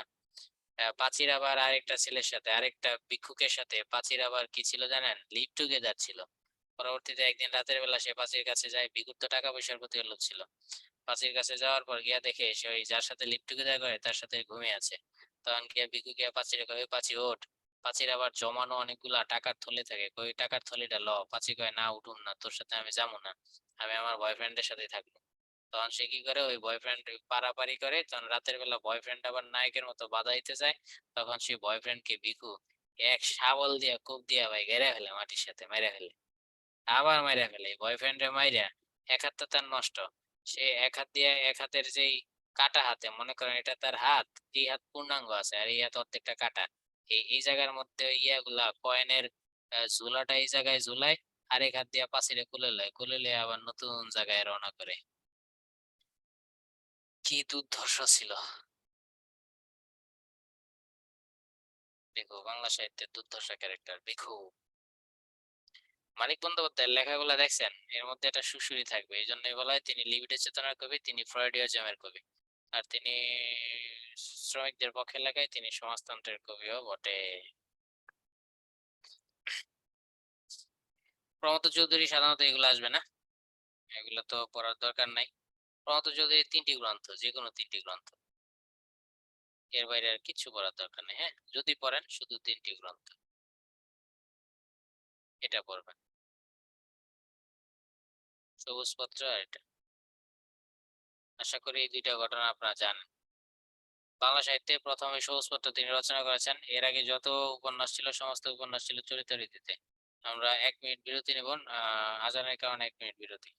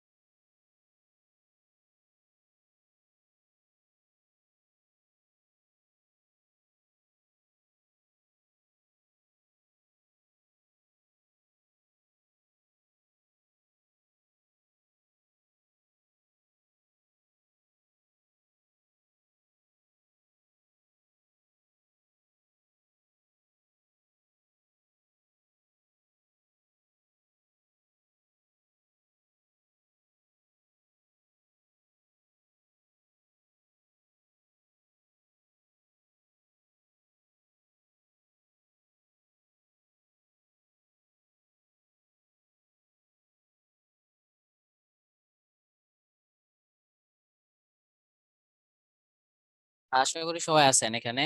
সবুজপত্রের ঘটনাটা আমি শুধু বলে দেই। সবুজপত্র সম্পর্কে আলাদা প্রশ্ন আসতে পারে। সবুজপত্র 1914 সাল, এর সম্পাদক হচ্ছে প্রমথ চৌধুরী। চরিত্র রীতির প্রবর্তনের জন্য সবুজপত্র সবচেয়ে বেশি গুরুত্বপূর্ণ। কারণ এর আগে সাহিত্যের ভাষা ছিল সব সাধু ভাষা, ঠিক আছে? সাহিত্যের ভাষা আগে ছিল সাধু ভাষা। সাহিত্যের ভাষা যে চলিত হতে পারে এটা আগে সাহিত্যিকরা বিশ্বাসই করতেন না। আসলে সবার মধ্যে একটা আছে, কি যেন বলা হয় এটাকে, দাম্ভিকতা আছে, বুঝতে পারছেন? সাধু ভাষা ছাড়া তারা উপন্যাস লিখবে, সাধারণ মানুষ সেটা খুব সহজে বুঝে ফেলবে, এটা এক ধরনের দাম্ভিকতা সবার মধ্যে ছিল, এটা ঔপন্যাসিকদের মধ্যে ছিল। তখন চলিত ভাষার বিরুদ্ধে অনেকে লেখালেখি করছে, কিন্তু হঠাৎ করে যখন রবীন্দ্রনাথের ভাতিজি ইন্দিরা দেবী তো প্রমথ চৌধুরীর স্ত্রী, আপনারা জানেন, সে চলিত ভাষায় লেখা শুরু করলো, প্রমথ চলিত ভাষায় লেখা শুরু করলো, সুনীতি কুমার চলিত ভাষায় লেখা শুরু করলো, তখনও অন্যান্য সাহিত্যিকরা চলিত ভাষায় লিখতো না। কিন্তু দাম করে, যেহেতু রবীন্দ্রনাথের আত্মীয় ছিলেন তিনি, অর্থাৎ ভাতিজির স্বামী ছিলেন, তাই রবীন্দ্রনাথ পরবর্তী যখন চলিত রীতিতে লেখা শুরু করলেন, তখন কবিরা মানতে শুরু করলো, হ্যাঁ ঠিক আছে, চলিত রীতিতে সাহিত্য সাধনা কি সম্ভব, চলিত রীতিতে উপন্যাস লেখা সম্ভব। রবীন্দ্রনাথ ঠাকুর ঘরে বাইরে উপন্যাসটি সর্বপ্রথম লিখলেন কি, চলিত রীতিতে। এরপর সাহিত্যের ভাষা চলিত হতে পারে, এই সবুজ পত্রই দেখিয়েছে, এই প্রমথ চৌধুরী দেখিয়েছেন। কারণ প্রমথ চৌধুরী কি শুধু চলিতের পক্ষে সাফাই গিয়েছেন? না, তিনি চলিতের পক্ষে, প্রমথর যতগুলা লেখা আছে আপনি দেখবেন সব কিন্তু চলিতের পক্ষে। এই যে যত লেখা দেখেন, এত লেখা তিনি চলিতের পক্ষে লিখে লিখে তিনি দেখিয়েছেন যে চলিতের পক্ষে লেখা সম্ভব। আগে মানুষের কথ্য ভাষা ব্যবহার করা হতো না, তিনি চলিত ভাষার মধ্যে কথ্য ভাষা ব্যবহার করেছেন, প্রচুর পরিমাণে বাগধারা ব্যবহার করেছেন, প্রচুর পরিমাণে দান্ডি কথা ব্যবহার করেছেন, যেমন ছেলের হাতের বেত নয়, আবার গুরুর হাতের কি, গুরুর হাতের বেত নয়, ছেলের হাতের মোয়া নয়, একই জিনিস। সাহিত্যে যার নাম আনন্দ তার নামই বেদনা, এই যে আনন্দ আনন্দ বেদনা বিপরীত শব্দ। এই যে এরকম তিনি এক ধরনের খেলার ছলে বলেছেন, যাহা সত্য নয় তাহাই অসত্য, এরকম আর কি, যাহা মিথ্যা নয় তাহাই সত্য। এইভাবে তিনি দান্দিকতার ব্যাপক ব্যবহার করেছেন, চলিত ভাষার ব্যাপক ব্যবহার করেছেন, তিনি সাহিত্যের মধ্যে মাধুর্য এনেছেন, বাগধারা ব্যবহার করেছেন। এরপর তিনি দেখিয়ে দিয়েছেন যে আসলে চলিত ভাষায় সাহিত্য লেখা সম্ভব। তার চলিত ভাষায় কারা কারা লেখালেখি করেছেন, তাহলে প্রমথ চৌধুরী লেখালেখি করেছেন, তার স্ত্রী ইন্দিরা দেবী লেখা করেছেন, তার চাচা রবীন্দ্রনাথ লেখালেখি করেছেন, সুনীতি কুমার চট্টোপাধ্যায় লেখালেখি করেছেন। এই কয়টার নাম মনে রাখতে পারলে আপনার কাজ হয়ে যাবে। সব জায়গায় পরিবর্তন তো, হ্যাঁ পরিবর্তন তো এখানে বলতে পারেন। তবে এখানে রবীন্দ্রনাথ যদি না লিখতো, রবীন্দ্রনাথ তো আসলে যুক্তিকতা মেনে নিয়েছেন। রবীন্দ্রনাথ দেখেছেন সাহিত্যের ভাষা কিন্তু হইতে পারে, চলিত হইতে পারে। এই যে এখন আমরা চলিত ভাষায় পড়ছি না, যত বই পড়ছি সবই তো চলিত ভাষায়। সাহিত্যের মর্যাদা কি ক্ষুণ্ণ হয় কোথাও? কোথাও তো ক্ষুণ্ণ হয় না, সবই তো সুন্দর। তাহলেই তো আমাদের এই দুইটা প্রশ্ন একসাথে হয়ে গেল। সেটা হচ্ছে সবুজ পত্রের সালটা লিখবেন 1914 সালে, এটি প্রতিষ্ঠা করেছেন প্রমথ চৌধুরী, এর প্রধান সম্পাদক ছিলেন তিনি। তিনি এর মাধ্যমে চলিত ভাষার ব্যাপক আন্দোলন শুরু করেন, তার অধিকাংশ সাহিত্যগুলোই চলিত ভাষায় রচিত হয়েছে। তার পাশাপাশি ইন্দিরা দেবী এবং সুনীতি কুমার চট্টোপাধ্যায় চলিত ভাষায় লিখেছেন। তখনও অনেক ঔপন্যাসিক চলিত ভাষাকে স্বীকৃতি দিতে চাননি, কিন্তু রবীন্দ্রনাথ যখন তার ঘরে বাইরে উপন্যাস চলিত ভাষায় লেখা শুরু করেন, অতঃপর সাহিত্যিকরা চলিত ভাষাকে সাহিত্যের ভাষা হিসেবে স্বীকৃতি দেওয়া শুরু করলেন, এবং অনেকেই এই পথে অগ্রগণ্য হয়েছেন। তাই এই সবুজ পত্র চলিত ভাষা রীতি প্রবর্তনে ব্যাপক অবদান রেখেছে। এই তো, এই কথাটা লিখবেন। আবার একই ঘটনা লিখবেন কার ক্ষেত্রে? প্রমথ চৌধুরীর ক্ষেত্রে। দেখেন তিনি নিজে কিন্তু তার বইয়ের মধ্যে প্রচুর বাগধারা লিখেছেন, প্রচুর প্রবাদ প্রবচন তিনি ইত্যাদি লিখেছেন। ঠিক আছে, তিনি বাক্য বিন্যাস করেছেন, রস্য মানে ছোট ছোট বাক্য লিখেছেন। এই যে সাহিত্য, গুরু হাতের বেতন নয়, ছেলে হাতে মোহর নয়, কত ছোট, এই বাক্যকে সরল রেখেছিলেন ইত্যাদি।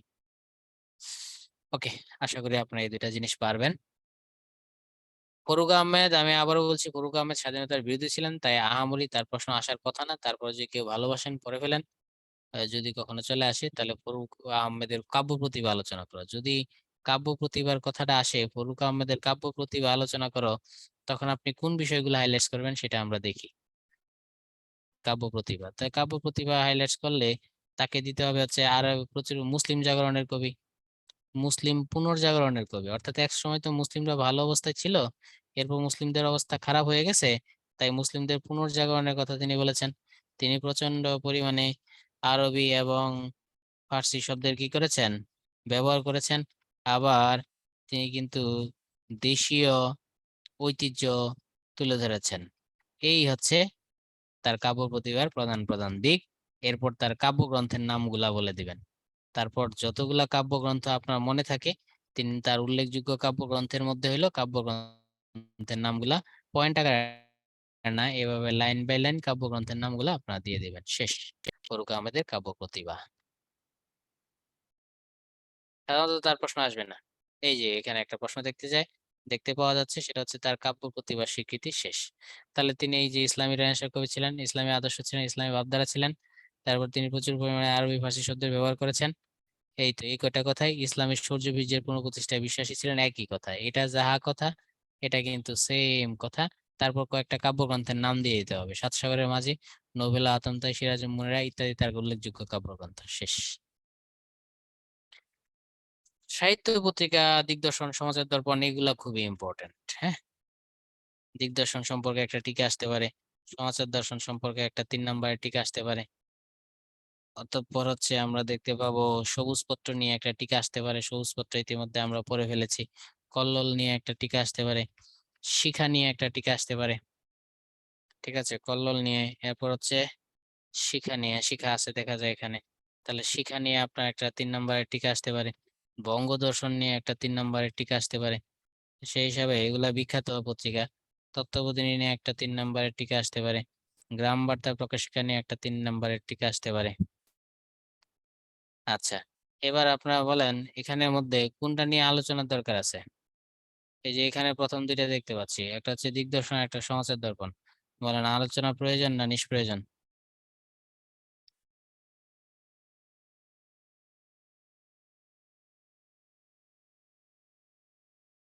আচ্ছা, এই দুইটা দিগদর্শন আর সমাজের দর্পণ লাগবে না নাকি পারবেন? ওকে ওকে, ঠিক আছে, থ্যাংক ইউ। বলেন তো দেখি এই দিগদর্শন আর সমাজের দর্পণ এই দুইটার সম্পাদককে, তাহলে হবে সম্পাদক বলেন। গুড, জন ক্লার্ক মার্শান হয়ে গেছে, হয়ে গেছে জন ক্লার্ক মার্শান। বলেন তো এরা প্রকাশ করেছে কারা? এটা প্রকাশ করেছে কারা? এই দুইটা পত্রিকায় প্রকাশ করেছে কারা? শ্রীরামপুর মিশন। ওকে, শেষ। এদের মূল উদ্দেশ্য ছিল কি করা? খ্রিস্টান ধর্ম প্রচার করা। এই পত্রিকাগুলোর মূল উদ্দেশ্য কি, সাহিত্য সাধনা না খ্রিস্টান ধর্ম প্রচার? এক, এই দুইটি পত্রিকার মূল উদ্দেশ্য সাহিত্য সাধনা, দুই খ্রিস্টান ধর্ম প্রচার, কোনটা হবে? হ্যাঁ, খ্রিস্টান ধর্ম প্রচার, তবে সাহিত্যের উপকার হয়েছে। খ্রিস্টান ধর্মের প্রচার তবে সাহিত্যের উপকার হয়েছে, ঠিক আছে। এগুলো আপনারা জানেন, এগুলো হচ্ছে নিষ্প্রয়োজন পড়া, যেহেতু জানেন। সবুজ পত্র পড়ে ফেলেছেন, কল্লোলটা আমরা একটু বলে দিই, হ্যাঁ?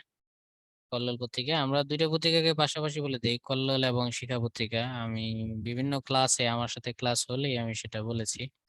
কল্লোল আর হচ্ছে শিখা পত্রিকা, এই দুইটার পার্থক্য আছে। পার্থক্য হচ্ছে এই পার্থক্য, একটা হিন্দুদের দ্বারা, পুরোপুরি হিন্দুদের দ্বারা কথাটা লিখেন না, সাধারণত এখানে হিন্দুদের প্রভাব দেখা যায়, এখানে মুসলিমদের প্রভাব দেখা যায়, প্রভাব লিখেন, তাহলে চলবে। এটা মোটামুটি 100% পিওর মুসলিম ছিল সবাই, আর এটার মধ্যে হিন্দুরাও ছিল মুসলিমরাও ছিল প্রথম দিকে। প্রথম দিকে কল্লালে যখন হিন্দু প্লাস মুসলিম ছিল, কিন্তু মুসলিমরা এখানে অবহেলা শিকার ছিল, কারণ কল্লোল পত্রিকাটা ছিল হচ্ছে কলকাতা কেন্দ্রিক একটি পত্রিকা, ঠিক আছে। কলকাতা কেন্দ্রিক একটি পত্রিকা, আর এটা ছিল হচ্ছে ঢাকা কেন্দ্রিক একটি পত্রিকা।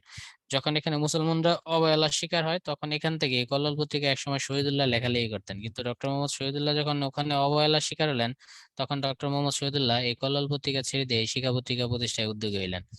তারা এখানে একটা মুসলিম কি যেন সাহিত্য মুসলিম সাহিত্য সমাজ, তারা এই কলকাতাকে বাদ দিয়ে, হিন্দুদের বাদ দিয়ে, তারা মুসলমান যারা লেখক ছিল তাদেরকে নিয়ে একটা সমাজ প্রতিষ্ঠা করলো, সেটা হচ্ছে কি মুসলিম সাহিত্য সমাজ। এই মুসলিম সাহিত্য সমাজ যখন তারা প্রতিষ্ঠা করতে সম্মুখীন হইলো, এর সাথে যুক্ত ছিল, এগুলা কিন্তু বলে দিতে হবে, এর সাথে যুক্ত ছিল ডক্টর মোহাম্মদ শহীদুল্লাহ, এর সাথে যুক্ত ছিল, তারপর হচ্ছে কাজী আব্দুল অদুদ শাশ্বত বঙ্গ যিনি লিখেছেন, কাজী আব্দুল অদুদ বা শাশ্বত বঙ্গ, এটার সাথে যুক্ত ছিল। তারপর হচ্ছে বিখ্যাত রাজনীতিবিদ এবং বিখ্যাত লেখক আবুল মনসুর আহমেদ, এটার সাথে যুক্ত ছিল। নজরুলের বন্ধু ডক্টর কাজী, ডাক্তার নয় ডক্টর হবে, ডক্টর কাজী মোতাহার হোসেন, তারা এই মুসলিম সাহিত্য সমাজের সাথে যুক্ত ছিল। এই নামগুলা কিন্তু আপনাকে মুখস্থ রাখতে হবে ভাইয়া। আবুল হোসেন, যিনি শিক্ষা পত্রিকার সম্পাদকও ছিলেন, আবুল হোসেন এই মুসলিম সাহিত্য সমাজের সাথে কি ছিলেন, যুক্ত ছিলেন। এরা এরা সবাই হচ্ছে মুসলিম সাহিত্য সমাজের সাথে যুক্ত ছিলেন। এই মুসলিম সাহিত্য সমাজ যখন 1926 সালে গঠিত হইল, তখন তারা ভাবলেন আমাদের এই লেখকদের বিকাশের জন্য একটা পত্রিকা থাকা উচিত। সেই পত্রিকার নাম হচ্ছে শিখা, আর শিখা পত্রিকা 1927। এই এরপরে শিক্ষা পত্রিকার মধ্যে এরা সবাই যেহেতু জ্ঞানী ছিল, তাই তারা বুদ্ধিকে, মানে জ্ঞান অর্জনকে খুব ভালোবাসতো। তারা ভাবতো জ্ঞানটাকে মুক্তি দিতে হবে, জ্ঞানটাকে সংকীর্ণতা থেকে মুক্তি দিতে হবে। তাই তারা একটা আন্দোলন করলো, সেই আন্দোলনের নাম হচ্ছে কি বুদ্ধি মুক্তি আন্দোলন। যদি আসে বুদ্ধি মুক্তি আন্দোলন সম্পর্কে আলোচনা করো, তখন এদের নাম ঢুকাইয়া দিবেন। যদি আসে শিক্ষা পত্রিকা আলোচনা করো, তবু এদের নাম ঢুকাইয়া দিবেন। যদি আসে মুসলিম সাহিত্য সমাজ আলোচনা করো, তবু এদের নাম ঢুকাইয়া দিবেন। তাহলে এখানে পড়তে গিয়ে আমরা কয়টা প্রশ্ন পাইলাম? 3টা প্রশ্ন। একটা হচ্ছে বুদ্ধি মুক্তি আন্দোলন, এটা কিন্তু খুবই ইম্পর্টেন্ট প্রশ্ন, হ্যাঁ। বুদ্ধিমুক্তি আন্দোলন কি, তখন আপনাকে বলতে হবে এই বুদ্ধিমুক্তি আন্দোলন হচ্ছে ডক্টর মোহাম্মদ শহীদুল্লাহ নেতৃত্বে তারা বুদ্ধির চর্চার জন্য বা জ্ঞানের বিকাশের জন্য শিক্ষা পত্রিকা এবং মুসলিম সাহিত্য সমাজ প্রতিষ্ঠা করেছিলেন। সেই আন্দোলনকে বলা হয় বুদ্ধিমুক্তি আন্দোলন। এর পুরোধা ব্যক্তিত্ব ছিলেন ডক্টর মোহাম্মদ শহীদুল্লাহ। বুদ্ধিমুক্তি আন্দোলনের অন্যান্য ব্যক্তিত্বের মধ্যে ছিল হচ্ছে কাজী আব্দুল ওয়াদুদ, আবুল নসর আহমেদ, ডক্টর কাজী মোতাহার হোসেন, আবুল হোসেন, এরা।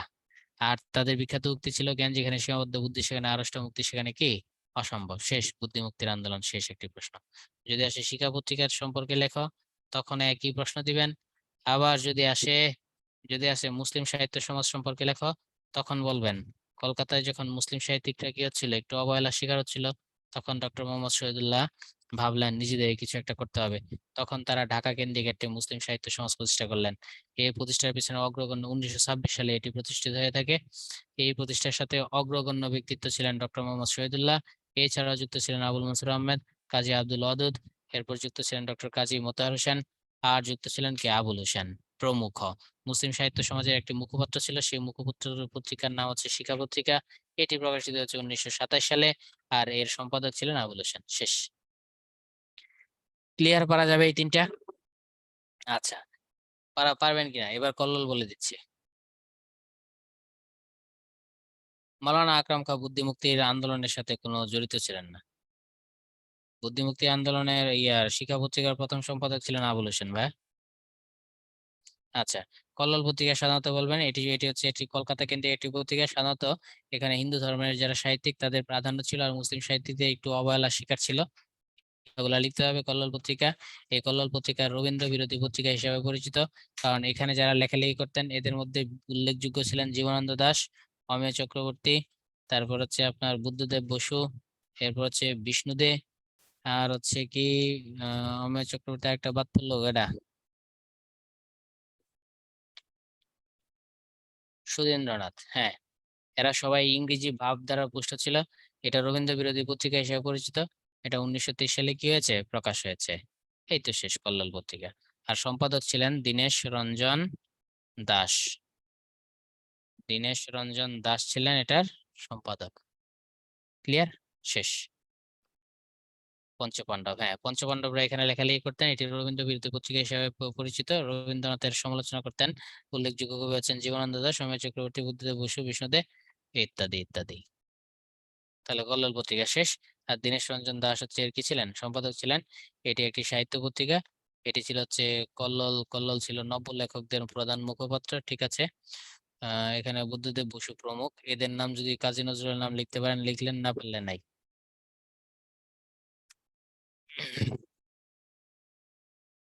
শনিবারের চিঠি পত্রিকার সাথে কল্লোলের আদর্শিক বিরোধ ছিল, এটা বললে দেয়। শনিবারের চিঠি ছিল হচ্ছে হিন্দু ধর্মান্ধবাদী একটি পত্রিকা, আর কল্লোল ছিল হচ্ছে আপনার মার্কসিজম, মানে হচ্ছে শ্রমিকদের কথা বলতো। এরা অসাম্প্রদায়িক একটি পত্রিকা, মার্কসিজম ফ্রয়েডিজম এদের বামপন্থীদের একটি পত্রিকা ছিল হচ্ছে কল্লোল পত্রিকা। আর শনিবারের চিঠি ছিল হচ্ছে হিন্দু ধর্মান্ধদের পত্রিকা ছিল হচ্ছে শনিবারের চিঠি। শেষ। বঙ্গদর্শনের কিন্তু অনেক। 1872 সালে বঙ্গদর্শন বঙ্কিমচন্দ্রের হাতে শুরু। 1894 সালে বঙ্কিমচন্দ্র মারা গেছে। এরপর বঙ্গদর্শনের সম্পাদক হয়েছেন কিন্তু অনেক ব্যক্তি। বঙ্কিমের পর বঙ্কিমের বড় ভাই বঙ্গদর্শনের সম্পাদক হয়েছেন। বঙ্গদর্শনের সম্পাদক হয়েছেন রবীন্দ্রনাথ ঠাকুর। তাহলে বঙ্গদর্শন যখন লিখবেন, তখন বঙ্গদর্শনের সম্পাদক অনেকের নাম লিখবেন, সঞ্জীব চন্দ্র চট্টোপাধ্যায়ের নাম লিখবেন, রবীন্দ্রনাথের নামও লিখবেন। ঠিক আছে, বঙ্গদর্শন কিন্তু অনেক বিখ্যাত একটি পত্রিকা। এটি প্রতি মাসে মাসে বের হতো। তাহলে বঙ্গদর্শন 1872 সালে প্রকাশ হয়েছে। বঙ্গদর্শন একটি মাসিক পত্রিকা ছিল। বঙ্গদর্শন মান, বৈচিত্র্য, রুচির দিক থেকে বাংলা সাহিত্যের যুগান্তকারী পত্রিকা ছিল। বঙ্গদর্শন হচ্ছে আপনার বঙ্কিমচন্দ্র যদি এর উপন্যাসিক 1894 সালে তার মৃত্যুর পর বঙ্কিমের বড় ভাই সঞ্জীব চন্দ্র এটার হাল ধরেন। অতঃপর আমরা দেখতে পাই রবীন্দ্রনাথ ঠাকুর এই বঙ্গদর্শন পত্রিকার কি হন, সম্পাদক হয়ে যান। বাংলা সাহিত্য বিকাশে বঙ্গদর্শনের অবদান অসীম। বঙ্কিমের অধিকাংশ উপন্যাসগুলো এই বঙ্গদর্শন পত্রিকায় প্রকাশ পেয়েছে। শেষ। হ্যাঁ, জাতীয় সঙ্গীত এখানে ছাপা হয়েছে। মনে থাকবে তাহলে বঙ্গদর্শন। হম। সবাই বলেন বলেন বলেন, বঙ্গদর্শন ওকে কিনা?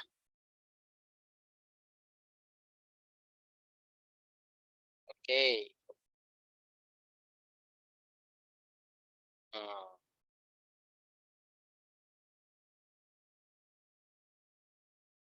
এরপর আমরা তত্ত্বাবধায়ী পত্রিকা সম্পর্কে আপনাদের জানা আছে? ইয়েস অর নো বলেন তো?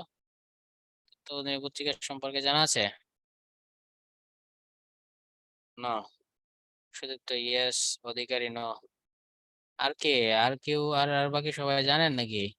আপনারা যদি একটু কষ্ট করে কমেন্টস করেন, অনেক মেধাবী মানুষ আছেন যারা কমেন্টস করতে পছন্দ করেন না। সেই হিসাবে কমেন্টসটা করলে আমি বুঝতে পারি কোন দিকে যাব। আচ্ছা। তত্ত্বাবধায়ী পত্রিকা হচ্ছে ব্রাহ্ম সমাজ। তত্ত্বাবধায়ী পত্রিকার কথা বলতে গেলে সবার আগে বলতে হবে কি ব্রাহ্ম সমাজ। ব্রাহ্ম সমাজের মুখপাত্র। অর্থাৎ আমরা দেখতে পাচ্ছি মোটামুটি প্রত্যেকটা পত্রিকায় কোনো না কোনো জিনিসের মুখপাত্র। ঠিক আছে? তাহলে তত্ত্বাবধায়ী পত্রিকার কথা বলতে গেলে আমাদের ব্রাহ্ম সমাজ হবে। ব্রাহ্ম সমাজ। বলেন তো দেখি আমাদের দেশের বিশেষ করে ঢাকা কেন্দ্রিক মুসলিম সাহিত্যিকদের মুখপাত্র কোনটা? ঢাকা কেন্দ্রিক যারা মুসলিম সাহিত্যিক ছিলেন যেমন শহীদুল্লাহর কথা বললাম, কাজী আব্দুল ওয়াদুদ বললাম, শিখা, হ্যাঁ। আর কলকাতা কেন্দ্রিক যারা নব্য বামপন্থী ছিলেন, কলকাতা কেন্দ্রিক যারা হিন্দু সাহিত্যিক ছিলেন, বামপন্থী ছিলেন, যারা ইংরেজি ছাত্র ছিলেন, ইংরেজি ভাবধারা পুষ্ট ছিলেন, তাদের পত্রিকা কোনটা? কল্লোলেই তো বুঝে গেছে। তাহলে এবার ব্রাহ্ম সমাজের পত্রিকা হচ্ছে তত্ত্বাবধানী। তাহলে ব্রাহ্ম সমাজ কে প্রতিষ্ঠা করেছেন? রাজা রামমোহন রায়। তাহলে তত্ত্বাবধানী প্রতিষ্ঠা করেছেন রাজা রামমোহন রায়। প্রতিষ্ঠাতায় কিন্তু এর সম্পাদক ছিলেন তত্ত্ব, তত্ত্বর সাথে দত্ত, তত্ত্ব দত্ত। আমি যখন পড়তাম তখন মনে রাখতাম তত্ত্ব এবং দত্ত। এই যে দেখেন, অক্ষয় কুমার দত্ত। অক্ষয় কুমার কিন্তু দুইজন। আপনারা যারা বাংলা সাহিত্য পড়েছেন তারা জানেন একজন অক্ষয় কুমার বড়াল, একজন হচ্ছে অক্ষয় কুমার দত্ত। তাহলে আপনার মনে রাখতে হবে তত্ত্ব দত্ত। অক্ষয় কুমার দত্ত ছিলেন হচ্ছে প্রধান সম্পাদক। পরবর্তীতে রবীন্দ্রনাথের পিতা, মানে আপনি এটাও বলে দিবেন তত্ত্বাবধায়ীর প্রথম সম্পাদক অক্ষয় কুমার দত্ত, কিন্তু তার মৃত্যুর পরে রবীন্দ্রনাথের পিতা এবং রবীন্দ্রনাথও এই পত্রিকার সম্পাদক হয়েছিলেন, এবং ঈশ্বরচন্দ্র বিদ্যাসাগর এই পত্রিকার সম্পাদক ছিলেন। ঠিক আছে?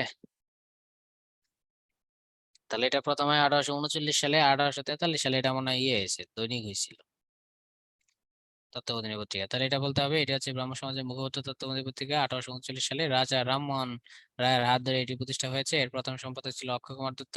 ব্রাহ্ম সমাজের আচার অনুষ্ঠান, ব্রাহ্ম সমাজের রীতি নীতি এবং তাদের দর্শন এগুলো তত্ত্বাবধানী পত্রিকায় প্রকাশ পেত। ব্রাহ্ম সমাজের বিভিন্ন অনুষ্ঠানের বিবরণীয় তথ্য সমাজ পত্রিকায় প্রকাশ পেত, এবং ব্রাহ্ম সমাজের সাথে যারা